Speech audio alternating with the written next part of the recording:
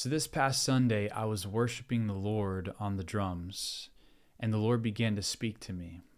And he said, do not mistake the refining pressure for a spirit of heaviness. And he said, allow what is not of me to surface and worship me through the pressure.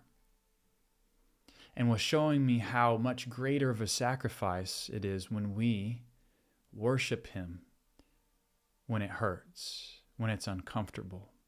It's a sweet aroma before him. And was showing me just as Paul and Silas, just as how when they were thrown in prison for casting a demon out of a slave girl,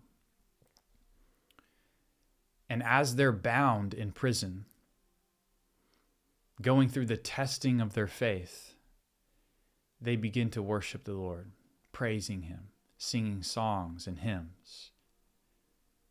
And then a great earthquake takes place and the prison doors are open. Their bonds are loosed. And they end up leading the prison guard and his whole family to the Lord. So what the Father is wanting us to understand is when we allow him to apply the pressure of the refinement to surface things that are not of him, it's only preparation for what he's bringing us into the next season, so that we can be his hands and feet, so that we can properly represent him, his image in us and through us. But if we try to bypass it, essentially we're putting ourselves back into the cycle of what he's trying to remove us out of, stunting our growth, not being able to move on into what greater things that he's calling us into.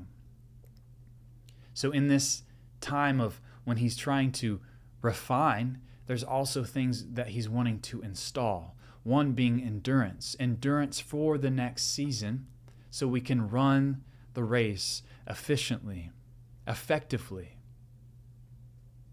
But when we try to fix ourselves, we end up striving. But when we allow him to refine us, there's this abiding that takes place. And his image in us and through us just naturally flows. So what the Father's wanting us to understand is he's just wanting to reveal, to heal.